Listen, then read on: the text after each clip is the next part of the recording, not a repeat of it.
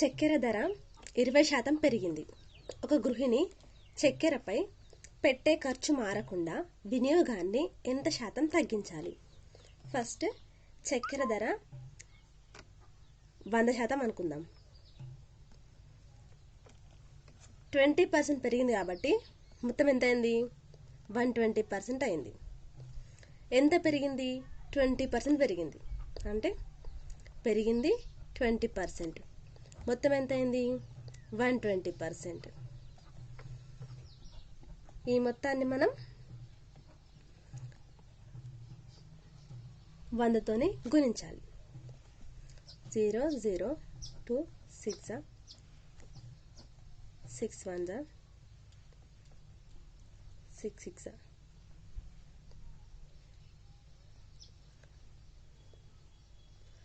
ఇంకా 16 అంటే 4 మిగులుతుంది కాబట్టి 16 4/3%. ఆ గృహిణి చక్కెరపై పెట్టే ఖర్చు మారకుండా వినియోగాన్ని 4/3% తగ్గించాలి.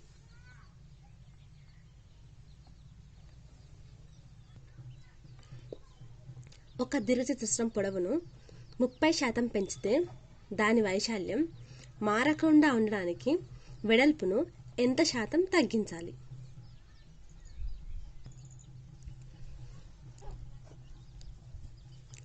దీర్ఘచతురస్రం ఈ విధంగా ఉంటుంది. ఇది L పొడవు, ఇది B వెడల్పు అనుకుంటే పొడవును 30% పెంచారంట. అయితే వైశాల్యం ఏరియా ఏ విధంగా మార్పు చెందకుండా ఉండాలంటే వెడల్పును ఎంత శాతం తగ్గించాలి అని అడుగుతున్నారు. అంటే మనం ఫస్ట్ పొడవును ఎంత పెంచారు? 30%. 30% పెంచడం వల్ల అది ఎంత అయిపోయింది? మొత్తం 130% అయింది.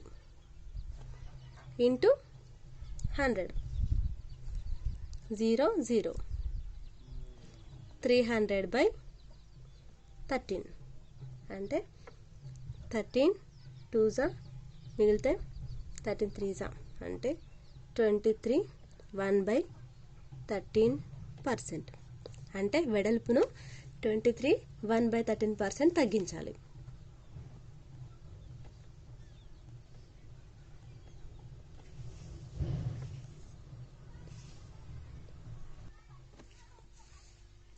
ఒక త్రిభుజం భూమిని 10% తగ్గిస్తే దాని వైశాల్యం మారకుండా ఉండడానికి ఎత్తును ఎంత శాతం పెంచాలి? ఇది త్రిభుజం, ఇది భూమి. త్రిభుజంలో భూమిని 10% తగ్గించారు. దాని వైశాల్యం మారకుండా ఉండడానికి ఎత్తును ఎంత శాతం పెంచాలి? ఫస్ట్ భూమిని ఎంత పర్సెంట్ తగ్గించారు? 10% తగ్గించారు. 10% తగ్గించిన ద్వారా ఆ మొత్తం ఏరియా ఎంత తగ్గుతుంది? 100% - 10 చేయాలి. అంటే 90% ఇంటూ 100కి 100 0 0 9 1s 9 1s మిగిలితే 9 1s 11 11 1/9 అంటే దాని ఏరియా, ఈ లోపల ఉన్న ఏరియా అంటే వైశాల్యం మారకుండా ఉండడానికి ఎత్తును 1/9% పెంచాలి.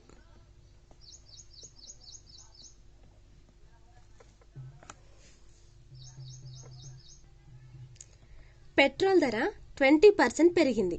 అభి పెట్రోల్పై 10% అదనంగా ఖర్చు పెట్టాలనుకుంటే ఇంకా వినియోగాన్ని ఎంత శాతం తగ్గించుకోవాలి? అతను 10% అదనంగా ఖర్చు పెట్టాలనుకున్నాడు. అంటే 10%. పెట్రోల్ ధర 20% పెరిగింది. అంటే 100 + 20 120% ఇంటూ 100కి ఇంటూ 100. నెక్స్ట్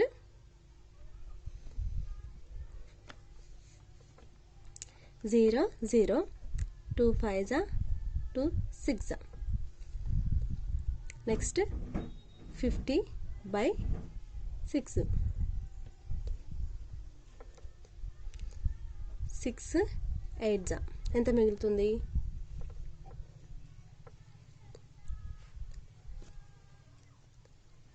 2/3.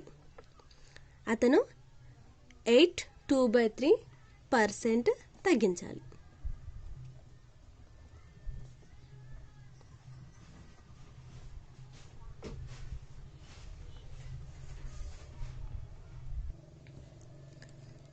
ఎయిట్ 2/6% తగ్గించాలి. దీన్ని 2/6 కాబట్టి 2 1 2 3 8 1/3% అని కూడా రాయొచ్చు. అతను ఇంకా 8 1/3% వినియోగాన్ని తగ్గించుకోవాలి. 40 లీటర్ల మిశ్రమంలో 10% నీరు కలదు. ఆ మిశ్రమంలో 20% నీరు ఉండాలంటే ఎన్ని లీటర్ల నీరు అదనంగా కలపాలి? ఫస్ట్ 40 లీటర్ల మిశ్రమంలో 10% నీరుందంట. ఆ మిశ్రమంలో 20% నీరుండాలంటే ఎన్ని లీటర్ల నీరు అదనంగా కలపాలి? ఫస్ట్ మనం ఈ 40 లీటర్లలో ఎంత వాటర్ ఉందో తెలుసుకోవాలి. 10% అంటే ఎన్ని లీటర్ల వాటర్ ఉందో తెలుసుకోవాలి. తెలుసుకోవాలంటే ఏం చేయాలి? 40/100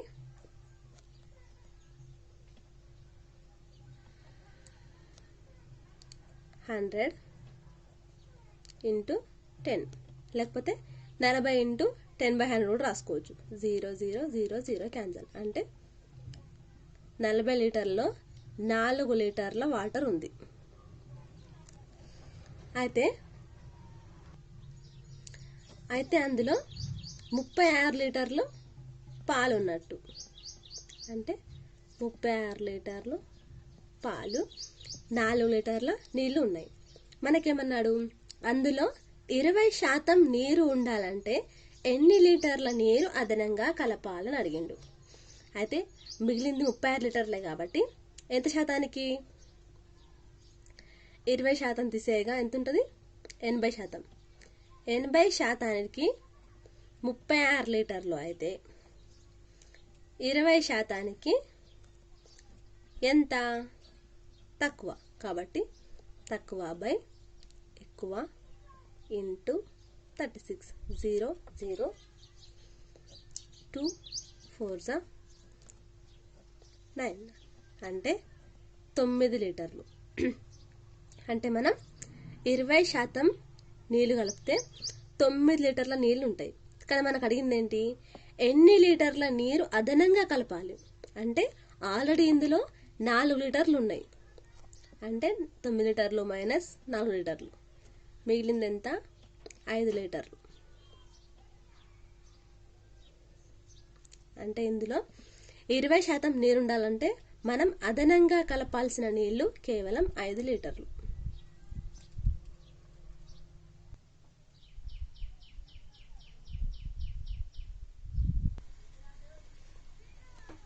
ఒక గ్రామ జనాభా 5,000.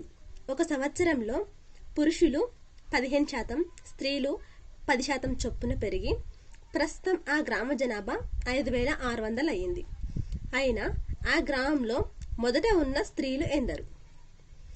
మనకు మొత్తం జనాభా తెలుసు, కానీ పురుషులు స్త్రీలు సపరేట్ తెలియదు కాబట్టి మనం స్త్రీలు X అనుకుందాం. ఇప్పుడు పురుషులు ఏమవుతారు? 5,000 మైనస్ X అవుతారు. అంటే ఒకవేళ స్త్రీలో X ఈ విలువ మనకు తెలిసింది అనుకో, ఈ విలువ ఇందులో తీసేస్తే పురుషులు ఎంతమంది తెలుస్తుంది కాబట్టి పురుషులను 5,000 మైనస్ X అని అనుకోవాలి. దీన్ని మనం ఇప్పుడు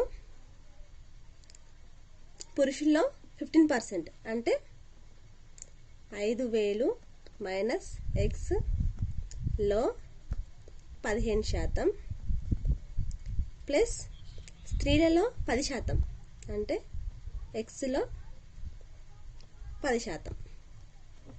ఇది next 5,000 minus X into 15/100 plus X into 10/100.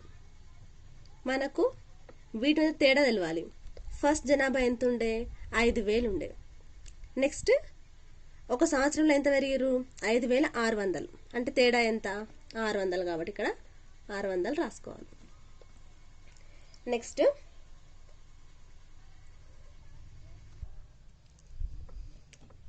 ఈ విధంగా రాసుకున్నాం కదా. నెక్స్ట్ ఇక్కడ 100 ఉంది, ఇక్కడ 100 ఉంది కాబట్టి దీన్ని అక్కడ పంపించేద్దాం. 5,000 minus X into 15 plus 10x is equal to 600 into 100. ఇక్కడ కాస్త 100 వస్తుంది కదా, 100 ఇక్కడ పంపించేసినాం. నెక్స్ట్ 15×5 75 కాబట్టి 75,000 minus 15 into X plus 10x. 600 into 100 60,000. Next దీన్ని ఇక్కడ తీసుకొద్దాం. 75,000 మైనస్ 60,000 ఈజ్ ఈక్వల్ టు 15xలకి నుంచి 10x పోతుందా? 5x మైనస్ ఉంది కాబట్టి ఈజ్ ఈక్వల్ అదిలోకి ప్లస్ x అవుతుంది. ప్లస్ 5x ఇది పోతుందా? 75,000 మైనస్ 60,000 అంటే 15,000. 15,000 is equal to 5x. X మనకు వాళ్ళు కాబట్టి X is equal to 15,000 minus 5. 5 1 5 3 0కి 0 అంటే 3,000. మనం ఎక్స్ ఎవరిని అనుకున్నాం? ఫీమేల్, స్త్రీలు అనుకున్నాం కదా. అంటే స్త్రీలు మొదట 3,000 మంది ఉండే, అంటే పురుషులు 2,000. పురుషులు 2,000. టోటల్ 5,000.